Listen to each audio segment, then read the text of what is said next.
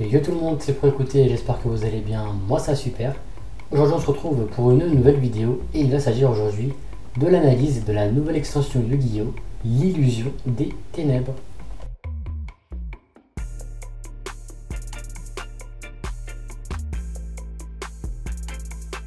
Au sommaire de cette analyse, nous allons donc parler de deux nouveaux archétypes que The Dark Illusion va apporter, à savoir l'archétype Spiral et l'archétype Subterror.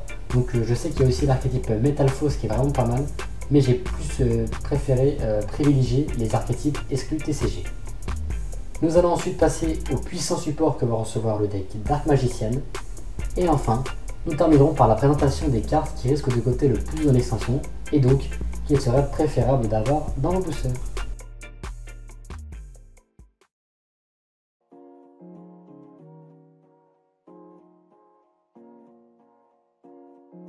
Subterror est un nouvel archétype qui marque le retour des monstres à effet flip. Ces monstres à effet flip sont de niveau 10 et 7 et peuvent tous les deux s'invoquer spécialement en défense depuis la main si un monstre face recto que l'on contrôle passe face verso et que par conséquent on ne contrôle aucun monstre face recto. De plus, ces deux monstres peuvent par leur propre effet passer en mode défense face verso et lorsqu'ils sont retournés, l'un permet de bannir un monstre adverse et l'autre de piocher deux cartes en défaussant un monstre Subterror. Donc déjà pour ces deux monstres à effet flip, je trouve que c'est déjà pas mal du tout. On a ensuite le Subterror Nemesis Warrior qui est lui un monstre de niveau 4 de type guerrier qui permet d'envoyer un monstre Subterror du deck au cimetière et de l'invoquer spécialement en se sacrifiant lui-même et au moins un autre monstre, de sorte à ce que les niveaux des monstres sacrifiés soient égaux ou supérieurs aux monstres envoyés au cimetière. Et de plus, s'il est envoyé au cimetière et que un des deux monstres que je vous ai présenté précédemment est flip, et bien on peut le spé depuis le cimetière. Donc voilà, donc je trouve cette carte vraiment pas mal. C'est la carte qui permet de lancer pas mal de games et en plus elle est tutorisable par renfort de l'armée, donc c'est vraiment parfait. Du coup vous allez me dire que certes le deck a l'air sympa, mais bon, effet flip généralement ça rime souvent avec lenteur. Et bien ce coup-ci c'est pas le cas, car à ces trois cartes on va ajouter la magie de terrain, donc The Identity, en français la ville mystérieuse, et cette carte est juste tout simplement broken, car c'est tout ce qui manquait au deck pour le rendre compétitif. Lorsqu'elle est activée, on peut déjà tuto un monstre Subterror du deck à la main. De plus, une fois par tour, on peut changer un monstre Subterror face verso en position d'attaque ou de défense face recto. Donc vous l'aurez compris, cet effet servira donc à activer les effets de vos Subterror le tour où vous les avez 7. Et en plus de ça, lorsque votre adversaire déclare une attaque, vous pouvez reflip un de vos monstres Subterror face verso et annuler l'attaque. Donc nul doute que cette carte sera jouée en 3 exemplaires, avec en prime 2 ou 3 terraformations. Donc voilà pour ce qui est de l'archétype Subterror. Personnellement, je trouve vraiment très sympa. Les artworks sont vraiment très jolis. Et la mécanique de jeu me plaît beaucoup. Donc ce deck sera probablement mon futur deck, je pense. Même si j'attends d'abord la banlist. Et à noter également que cet archétype est une SQTCG. Et que du coup, les 4 cartes que je viens de vous présenter, enfin, il y en a 2 en ultra rare. Donc les deux monstres à effet flip sont en ultra rare et la magie de terrain est en C4 rare. Donc je pense que le deck devrait coter pas mal d'argent. Et à mon avis il deviendra sûrement méta après les supports qu'il recevra dans de futures extensions. Donc voilà pour ce qui est de l'archétype Subterror. On a ensuite le nouvel archétype Spiral qui pareil avec 4 nouvelles cartes.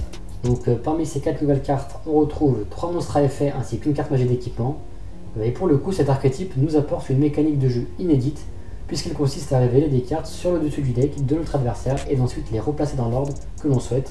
Donc voilà, c'est plutôt pas mal et du coup, ça servira à activer nos effets de monstres. Donc il y en a un qui détruit des cartes magie au piège, il y en a un autre qui peut aussi se spé de cette façon. Donc c'est vraiment pas mal du tout, c'est sûrement très sympathique à jouer. Mais après, je doute que ça fasse vraiment durer autant de tournois, mais bon, à voir. Et en plus de ça, le deck ne devrait pas être très cher étant donné qu'il y a une ultra rare parmi ces 4 cartes et tout le reste c'est des communes et des rares. Donc voilà, à voir. Mais en tout cas, c'est original. On peut pas dire le contraire.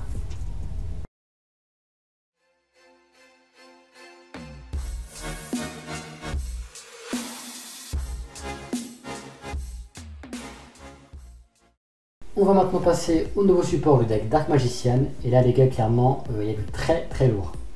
Donc tout d'abord, le deck a le droit à 9 nouvelles cartes, à savoir 3 nouveaux monstres, 2 magies rapides, une magie continue, 2 trappes et une Xyz.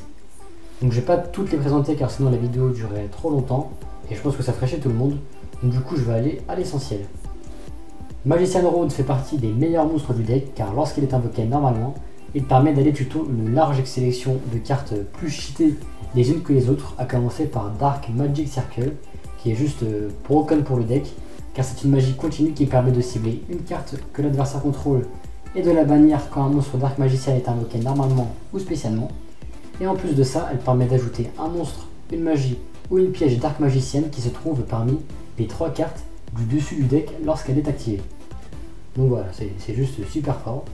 Ensuite, bien Magician Road peut aussi aller tuto Magician Navigation, donc c'est une piège qui permet non seulement de spé un Dark Magician de la main, mais comme si c'était pas suffisant, et bien elle peut en spé ensuite un autre depuis le deck. Et là du coup vous vous dites que c'est fini, que ça peut pas être plus craqué que ça. Et bien vous ne devez pas connaître les petits japonais qui créent les cartes, car lorsque cette carte est dans ton putain de cimetière, tu peux la bannir pour negate l'effet d'une magie ou d'une piège de l'adversaire. Ah, c'est bon, j'ai fini. On trouve également dans l'extension 2 magies rapides, l'une permettant de faire du +2 en sacrifiant un monstre du type magicien, et l'autre qui permet de protéger vos Dark Magiciennes des effets de cartes adverses. Bref, je vais m'arrêter là pour ce deck car j'ai pas envie que ça dure trop longtemps.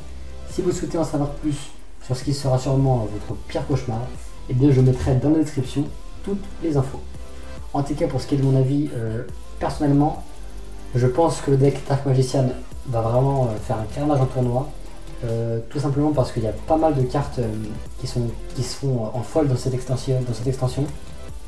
Il y a déjà les 2 cartes que je vous ai présentées, la magie continue et la piège, sont en secrète rare. De plus, l'extension The Dark Illusion est quasiment basée que sur ce deck, rien que dans le nom The Dark Illusion, donc en référence à Dark Magician. Donc non, franchement je pense que cet archétype va vraiment aller loin et que ça va vraiment faire pas mal de résultats.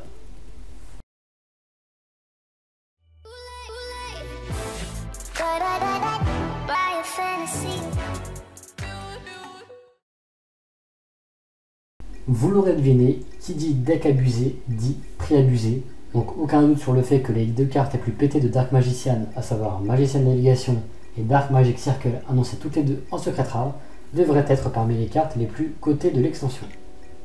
On a aussi Cosmic Cyclone, une excellente magie rapide qui permet de bannir une carte magique ou piège en payant 1000 points de vie, donc cette carte est à récupérer de toute urgence et le fait que ce soit une secret rare ne va pas vous faciliter la tâche. Voilà, c'est très fort, rien que contre Cosmo par exemple, ça permet de bannir la Cosmo Town et du coup de l'empêcher d'activer l'effet lorsqu'elle est détruite en envoyée au cimetière, donc c'est très fort. Ensuite nous avons Peau du Désir, une autre secret rare qui permet de piocher 2 en bannissant 10 cartes face verso du dessus du deck, donc elle pourra se jouer uniquement dans les decks qui peuvent se permettre, mais je pense qu'elle vaudra tout de même un petit quelque chose. On a également nos cartes Subterra qui vont valoir pas mal je pense car le deck va recevoir beaucoup de support dans le futur et fera probablement partie du méta. Arrive ensuite le Coral Dragon en secret rare, une superbe synchro de niveau 6 qui peut se jouer un peu partout et qui a un effet assez similaire à Scrap Dragon, sauf qu'en prime on pioche une lorsqu'elle est envoyée au cimetière.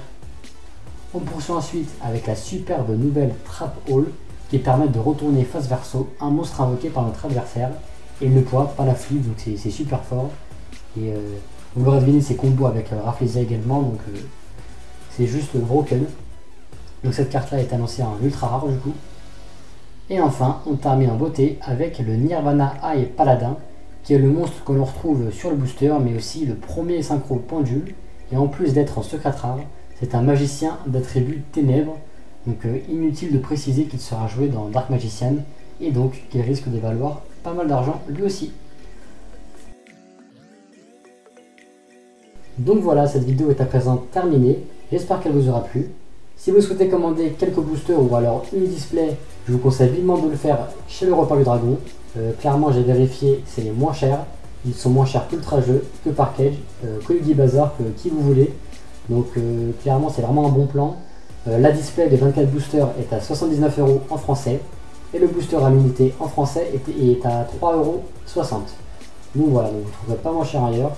N'hésitez pas dans les commentaires à me dire votre avis sur cette extension, qu'est-ce que vous en pensez, quelles cartes seront vous les plus cotées, quelle carte, quel deck, quel archétype sortira du lot et prendra place dans le metagame. J'attends tous vos commentaires avec impatience, j'y répondrai. Donc voilà, en tout cas j'espère vraiment que cette vidéo vous aura plu, n'hésitez pas à mettre un like et à vous abonner pour suivre la suite de ma chaîne YouTube. D'ailleurs je vous ai dit la semaine prochaine, rendez-vous en fin d'après-midi pour la vidéo sneak peek.